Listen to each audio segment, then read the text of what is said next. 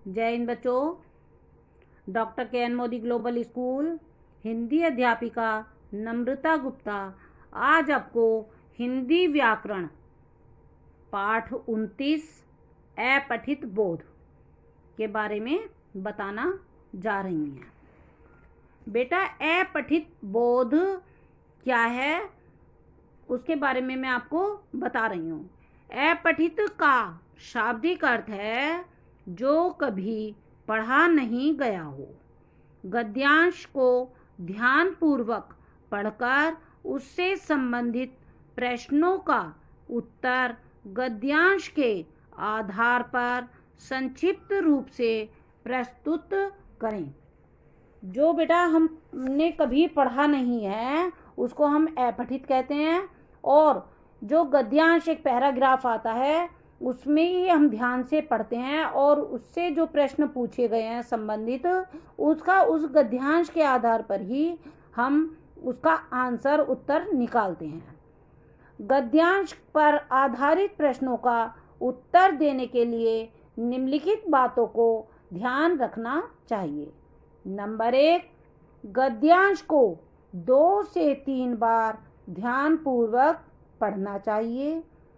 Number 2, प्रश्नों के संभावित उत्तर गद्यांश में रेखांकित करें।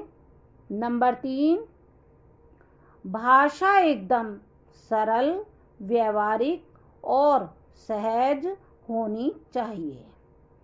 प्रश्नों का उत्तर लिखते समय कम से कम शब्दों में अपनी बात कहने का प्रयास करना चाहिए। शीर्षक ऐसा हो जिसका संबंध पूरे गद्यांश से हो। शीर्षक कम से कम शब्दों का होना चाहिए। तो बेटा, आपको मैंने अपठित गद्यांश का अर्थ बताया कि गद्यांश जो हमने कभी नहीं पढ़ाया, वो गद्यांश एक पैराग्राफ आता है और उसको हमें ध्यानपूर्वक पढ़कर और उससे संबंधित जो प्रश्न पूछे गए हैं उसका उत्तर उसी पैराग्राफ से हमें निकालकर संक्षिप्त रूप में प्रस्तुत करना चाहिए। और गद्यांश के जो हमने आधारित प्रश्नों का उत्तर देने के लिए हमने जो निम्नलिखित बातों का ध्यान रखना चाहिए वह मैंने बताई कि गद्यांश को 2 से 3 बार हमें ज़रूर पढ़ना चाहिए बेटा, और जो उसके प्रश्न उत्तर हैं वो संभावित हैं तो उसको उत्तर जो गद्यांश में रेखांकित करने चाहिए, और भाषा एकदम सरल और व्यवहारिक होनी चाहिए और सहज होनी चाहिए। प्रश्नों का उत्तर लिखते समय कम से कम शब्दों में अपनी बात कहने का प्रयास करना चाहिए। और जो गद्यांश का एक शीर्षक आता है वो हमें शीर्षक कम से कम शब्दों में होना चाहिए, और शीर्षक ऐसा हो जो गद्यांश पूरे गद्यांश में उसका संबंध होना चाहिए। जैसे मैं एग्जाम्पल देती हूँ, एक उदाहरण देती हूँ कि एक गद्यांश मैं आपको पढ़कर सुना रही हूँ, फिर उसके संबंधित क्वेश्चन। कबीर केवल महान कवि ही नहीं बल्कि अपने समय के सबसे बड़े समाज सुधारक तथा युग निर्माता थे। कबीर पढ़े लिखे नहीं थे परंतु वे ज्ञानी व्यक्ति थे। जब उनका जन्म हुआ तब देश सामाजिक रूढ़ियों और परंपराओं में जकड़ा हुआ था। उस समय देश में जात पात, छुआछूत, मूर्ति पूजा, रोजा नमाज आदि का बोलबाला था। धर्म और जाति के नाम पर संपूर्ण देश दिन पर दिन कमजोर होता जा रहा था।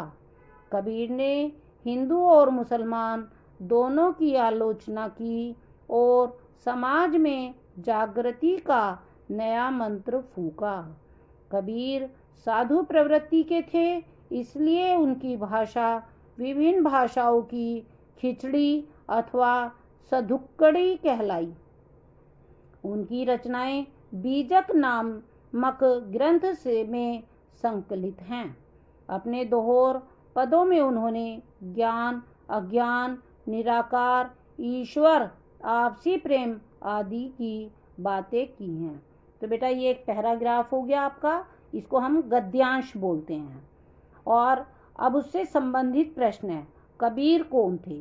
तो आपको उसमें इसमें देखकर बताना है कि कबीर कौन थे। कबीर एक महान कवि थे।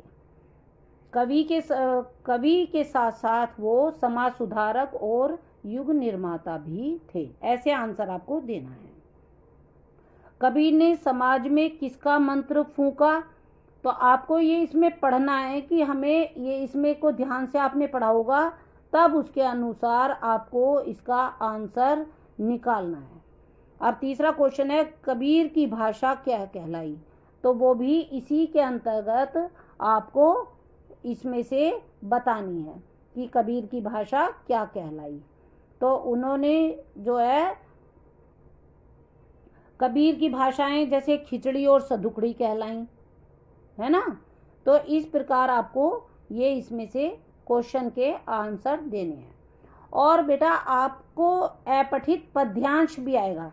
तो अपठित पद्यांश भी यही होता है कि जो हमने नहीं पढ़ा है, कभी नहीं पढ़ा, और उसको ध्यान से हमें पढ़ना होता है। और जो मैंने आपको गद्यांश पर आधारित प्रश्नों के उत्तर बारे में बताया कि ऐसे ही पद्यांश को 2 से 3 बार ध्यानपूर्वक पढ़ना चाहिए, और प्रश्नों के संभावित उत्तर भी पद्यांश में रेखांकित करें, और भाषा उसकी एकदम सरल और व्यवहारिक सहज होनी चाहिए पद्यांश की।